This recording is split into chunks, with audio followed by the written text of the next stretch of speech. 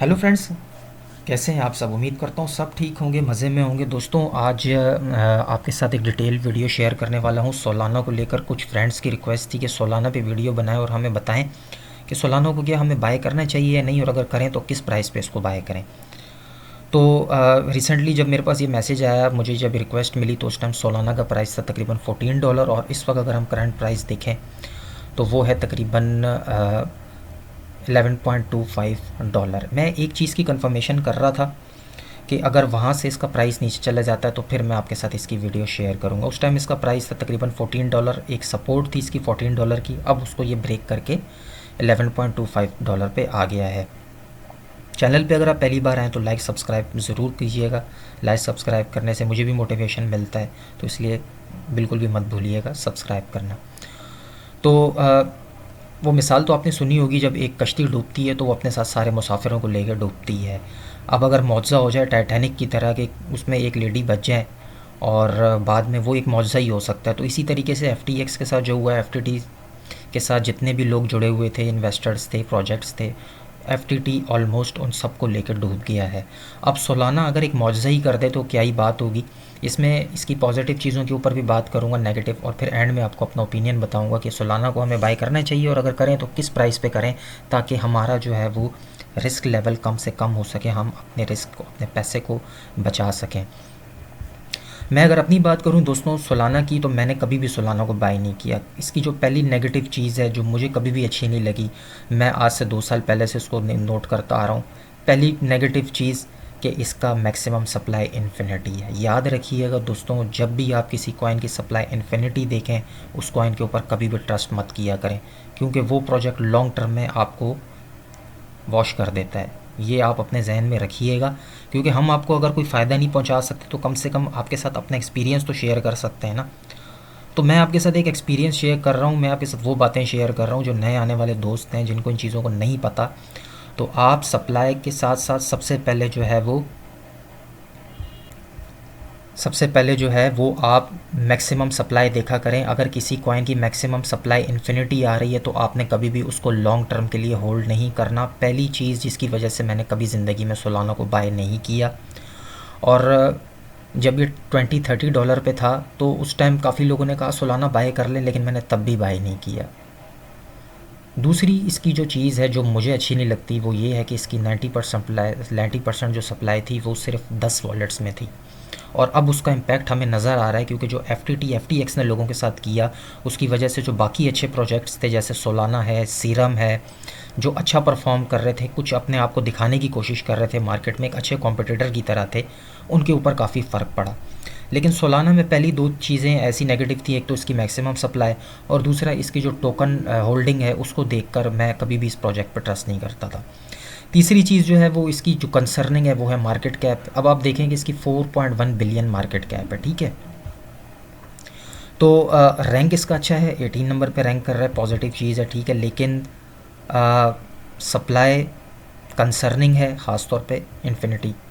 तो ये चीज़ हमें शो करती है कि इसका प्राइस डंप हो सकता है मज़ीद। अब थोड़ा सा सोलाना को पढ़ समझ लेते हैं, ठीक है। सोलाना बेसिकली मैं इतना ज़्यादा डेप्थ में नहीं जाऊंगा कि सबको आपको ब्ला ब्ला ब्ला सबको आपको बताना शुरू कर दूंगा सोलाना ये भी है वो भी है। आप सबको पता होगा सोलाना ने क्या काम किया, किस तरह करता है। कुछ अच्छी चीज़ें जो मैं आपको दिखा देता हूँ जो मैंने नोटिस की हैं, वो पहली ये है कि इसका जो टोटल ट्रांजैक्शंस है, आप इसकी टोटल ट्रांजैक्शंस की अगर स्पीड देखें तो ये अभी भी आपको इसकी ट्रांजैक्शंस काफ़ी होती हुई नज़र आ रही हैं। ये एक अच्छी और पॉजिटिव चीज़ है सोलाना में। दूसरा जो इसके वैलिडेटर नोड्स हैं, वैलिडेटर नोड्स स्टिल 1815 इसके जो नोड्स हैं वो इस वक्त रन कर रहे हैं। नोड्स क्या होते हैं बेसिकली? नोड्स एक सिंपल से मैं आपको उसमें समझा देता हूँ कि नोड्स जैसे आप ट्रांजैक्शन करते हैं तो आपकी ट्रांजैक्शंस को जो है वो वैलिडेटर्स वो कर रहे होते हैं, देख रहे होते हैं, ठीक है। उसको मैनेज कर रहे होते हैं, कंट्रोल कर रहे होते हैं किसी भी ब्लॉकचेन के ऊपर। तो इसी तरीके से जो है वो, तो इसमें अच्छी चीज़ ये है कि इसके अभी तक स्टिल 1815 वैलिडेटर्स जो हैं वो नोड्स रन कर रहे हैं सोलाना चेन के ऊपर, जो कि आपकी ट्रांजैक्शंस को ट्रैक कर रहे हैं, उनको मैनेज कर रहे हैं, ठीक है। तो इसमें एक ये पॉजिटिव चीज़ है। दूसरा इसकी ट्रांजैक्शन स्पीड बहुत अच्छी है, जिसको मैं बिल्कुल एक्सेप्ट करूँगा, ठीक है। ट्रांजैक्शंस पर सेकंड जो है वो 3914 47 इस वक्त जो है वो ट्रांजैक्शन पर सेकंड हो रही हैं। तो एवरेज कॉस्ट पर ट्रांजैक्शन जो है वो भी बहुत कम है, 0.00025 है। इसमें तो कोई शक नहीं है, ट्रांजैक्शंस के मामले में, लो फीस के मामले में जो है वो सोलाना एक अच्छा प्रोजेक्ट है। तो मैं, ऐसा नहीं है कि मैं सिर्फ आपको एक कॉइन की नेगेटिविटी बताता रहूँ, जो चीज़ें अच्छी होंगी वो भी हमारा काम है आपको बताना, ताकि आप खुद से डिसाइड कर सकें कि क्या आपको इस कॉइन को बाय करना चाहिए या नहीं करना चाहिए। तो ये थी कुछ पॉजिटिव और कुछ नेगेटिव चीज़ें सोलाना को लेकर। अब इसका फाइनली देख लेते हैं। एक चीज़ मैं आपको और भी बता दूं, इसकी ट्रांजैक्शंस आप यहाँ पर भी अगर आप देखें तो आपको इसकी ट्रांजैक्शंस होती हुई नज़र आ रही होंगी। ब्लॉक्स आप देख सकते हैं इसके सोलाना बीच पे जाके, यहाँ पे आपको सारी चीज़ें, इसके डैशबोर्ड, वैलिडेटर, सारी चीज़ें आपको नज़र आएंगी। यानी कि सोलाना इस वक्त स्टिल वर्किंग में है और बाइनेंस भी इसको सपोर्ट कर रहा है। मैंने CZ बाइनेंस का लेटेस्ट इंटरव्यू देखा था जिसमें उन्होंने कहा था कि जो ऐसे प्रोजेक्ट्स हैं जिनके पास लिक्विडिटी की कमी है, जो FTT के जो फ्रॉड होने के बाद जो प्रोजेक्ट्स ऐसे हैं जो अच्छा काम कर रहे हैं, उनको हम बिल्कुल सपोर्ट करेंगे। लेकिन उन्होंने डायरेक्टली सोलाना का नाम नहीं लिया कि हम सोलाना को सपोर्ट करेंगे। तो अब ये तो वक्त ही बताएगा कि सोलाना आने वाले वक्तों में क्या कर सकता है। हमें कभी किसी भी प्रोजेक्ट के साथ दिल नहीं लगाना चाहिए। हमें जहाँ पे एंट्री नज़र आए वहाँ पे हमें एंट्री ले लेनी चाहिए। जहाँ पे हमें डाउट हो, कंसर्न हो, उस प्रोजेक्ट को हमें छोड़ देना चाहिए। वो इसलिए कि 2017 के अंदर ICO आए थे, कुछ टाइम के बाद ICO ख़त्म हो गए, काफ़ी सारे लोगों का पैसा डूब गया। उसके बाद IDO का एक सीन चला मार्केट में 2018 में, आज उसका नामो निशान नहीं है। उससे रिलेटेड बहुत सारे प्रोजेक्ट्स थे जो आज ख़त्म हो चुके हैं। तो आपको क्या ज़रूरत है, जब एक कॉइन ने बुल रन दिखा दिया है, वो अपने ऑल टाइम हाई पे चला गया, अपना पीक सीज़न गुजार गया, वेल्स ने उसमें से पैसा कमा लिया, तो क्या आपके पास प्रोजेक्ट्स की कमी है कि आप दूसरे प्रोजेक्ट्स को फाइंड आउट करें। अब इसी का कॉम्पिटिटर अगर हम देखें तो एक एप्टॉस कॉइन आप जानते ही होंगे। आप एप्टॉस कॉइन का सोचें, अभी और बहुत सारे प्रोजेक्ट्स आने वाले कुछ 4-6 मंथ्स, 1 साल के अंदर अंदर आपको नज़र आएंगे। तो डेफिनेटली आप सोलाना को भूल जाएंगे, क्योंकि वेल्स कॉइन्स को जो है वो टिश्यू की तरह यूज़ करके फेंक देती हैं। ये हमेशा आप याद रखिएगा। एक बुल रन में जो कॉइन आपको नज़र आता है ना, जिसको वेल्स यूज़ करती हैं, प्रॉफिट लेती हैं, उसको अगले बुल रन में फेंक दिया जाता है। सिर्फ बहुत कम ऐसे कॉइन्स होते हैं जो बच जाते हैं। उनमें मैं आपको एक मिसाल देना चाहूँगा मैटिक कॉइन की। मैटिक कॉइन पे मैं स्टिल बिलीव करता हूँ। क्यों? क्योंकि वो बाइनेंस का लॉन्च पैड है, बाइनेंस उसको सपोर्ट करता है, टीम भी बहुत अच्छी है और वो इथीरियम के लिए काम करते हैं बेसिकली। तो इस वजह से जो है वो सारे प्रोजेक्ट्स का तो मैं नहीं कहूँगा, लेकिन मेजॉरिटी प्रोजेक्ट्स को जो है वो यूज़ करके डस्टबिन में डाल दिया जाता है और अब हमें सिर्फ़ और सिर्फ प्रॉफिट से मतलब है। अब हम बात करते हैं इसके चार्ट के ऊपर। चार्ट में इस वक्त क्या चल रहा है, मैं थोड़ा सा चार्ट को बड़ा कर लेता हूँ ताकि आपको चीज़ें क्लियर हो जाएं और हम फिर इसका प्राइस एनालिसिस कर लेते हैं। ठीक है, यहाँ पे अगर हम चार्ट देखें इसका, तो ये इस वक्त एक फ्री फॉल में है। यहाँ पर इसकी जब मुझे रिक्वेस्ट मिली थी इसकी वीडियो बनाने की, तो उसका $14 का प्राइस था। तो $14 का जब प्राइस मैंने देखा तो मैं वहाँ रुक गया, मैंने वीडियो नहीं बनाई। मैंने कहा मैं थोड़ा सा इसको वॉच आउट करता हूँ, क्योंकि ये जो $14 का जो है ये एक अच्छा खासा इसका सपोर्ट है डे टाइम फ्रेम में। यहाँ पर अगर आप देखें 27 फेब और के करीब जब बुल रन चल रहा था 2021 का, तो उस टाइम इसने एक डे टाइम फ्रेम में एक अच्छी खासी सपोर्ट बनाई थी $12 से लेके $14 के बीच में। लेकिन अब अगर हम देखें, जो कंसर्निंग चीज़ है, जो अच्छी नहीं है सोलाना के अंदर, जिसकी वजह से मैं आपको यही सजेस्ट करूँगा कि अभी आप सोलाना बाय नहीं करें, क्योंकि सोलाना ने अपना $12 का जो सपोर्ट था उसको उसने ब्रेक कर दिया है। BTC भी नीचे जा रहा है। अब आपको इसको अगर कोई कहता है ना कि $60 पे बाय कर लें, $8 पे, तो यार आपको क्या ज़रूरत है, आप अपना रिस्क ले रहे हैं कि ऐसे कॉइन के अंदर जिसकी इतनी सारी कहानियाँ आपके सामने आ चुकी हैं और मैंने भी आपको बता दी है।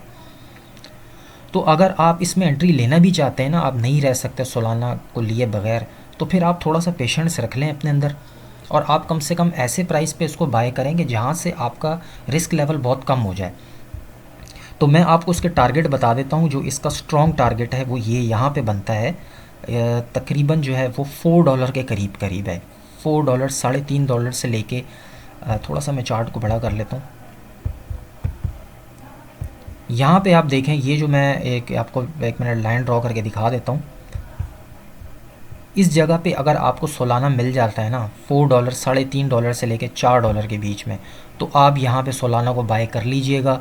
अगर आपको नेक्स्ट 15 डेज़, 20 डेज़ या 1 मंथ, क्योंकि अभी बिटकॉइन का बॉटम नहीं हुआ, तो बिटकॉइन के बॉटम होते हुए हमें सोलाना का क्या प्राइस मिल सकता है ये नो वन नोज़। तो इसलिए अगर आप अभी भी सोलाना को बाय कर रहे हैं तो मेक श्योर कीजिएगा कि आप एक आप रिस्क में हैं इस वक्त, ठीक है। तो आपने जो है ना वो अपने रिस्क को जो है वो कंट्रोल करें, ठीक है।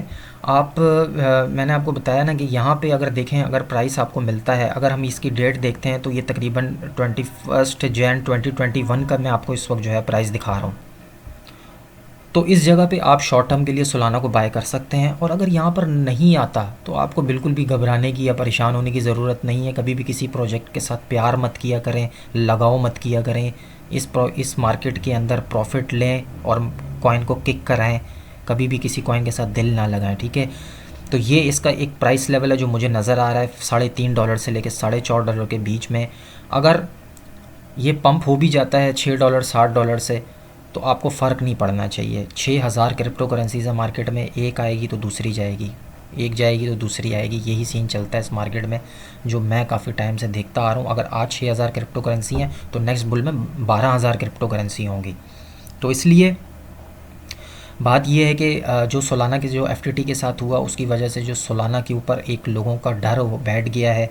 तो आप क्यों किसी कॉइन में इस तरह का रिस्क लेना चाहते हैं कि एक तो उस कॉइन का प्राइस बहुत ज़्यादा है, उसकी जो सप्लाई है वो 90% जो है वो कुछ लोगों के पास है, जो कि वही लोग इस वक्त अनलॉक कर रहे हैं। एफटीटी के साथ इनका एक बड़ा गहरा ताल्लुक़ था।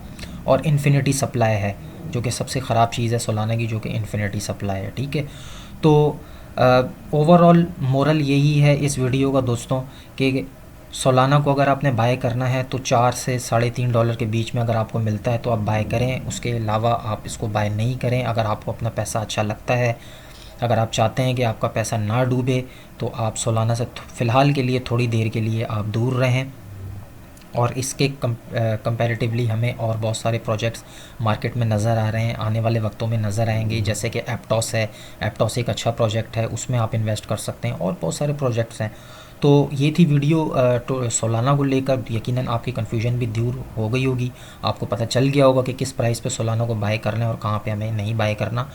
और हो सकता है यहाँ से पंप भी हो जाए, $11 $11.5 से ऊपर चला जाए, लेकिन हमें क्या फ़ायदा कि यहाँ से ऊपर चला जाए, ये हमें तो कुछ नहीं पता ना। तो अगर ऊपर चला भी गया तो डजेंट मैटर, नो प्रॉब्लम। लेकिन अगर नीचे आ जाता है तो आप इसको यहाँ पे बाय कर सकते हैं। और आपके साथ ये सारी चीज़ें डिस्कस करने का रीज़न ही यही है कि भाई आपको जो है ना आपके रिस्क को कंट्रोल करना हमारा काम है। हम आपको ऐसी जगह पे बाइंग करवाएं कि जहाँ से आपके प्रॉफिट के चांसेस बहुत ज़्यादा हो जाए, ना कि आप जो है वो डीसीए पर्सपेक्टिव से बात करें या उससे बाय करें।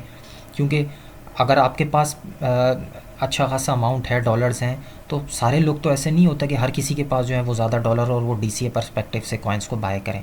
कुछ लोगों के पास एसेट कम भी होता है, तो उनको ऐसी जगह पे बाइंग करनी होती है कि उनको डीसीए भी ना करना पड़े और उनको एग्जैक्ट बाइंग मिल जाए, वहाँ से उनको प्रॉफिट हो जाए। सारे लोग बराबर नहीं होते क्रिप्टो के अंदर, कुछ लोगों के पास ज़्यादा पैसा होता है, कुछ के पास कम होता है। तो इसलिए सारे लोगों को मैनेज करके हमें वीडियो बनानी पड़ती है ताकि सारे दोस्तों को समझ आ सके और हर बंदा अपने पोर्टफोलियो को देखते हुए एंट्री ले सके। तो डीसीए पॉइंट के हिसाब से अगर आप $11.5 पे बाय कर रहे हैं तो मैं आपको तब भी सजेस्ट नहीं करूंगा, क्योंकि फ्री फॉल है बिटकॉइन का, तो इसका भी फ्री फॉल, इसका सपोर्ट ब्रेक हो चुका है। इसका अगला सपोर्ट यहाँ पे नज़र आ रहा है तकरीबन, जो कि मुझे इतना स्ट्रॉन्ग नहीं लगता, 8.65 के करीब है। यहाँ से भी ये डाउन हो सकता है और फिर इसका जो लास्ट सपोर्ट है वो 3.65 है। तो ये थी वीडियो, अपना बहुत सारा ख्याल रखिएगा। आज के लिए इतना ही, मिलते हैं इंशाल्लाह नेक्स्ट वीडियो में। Take care, bye.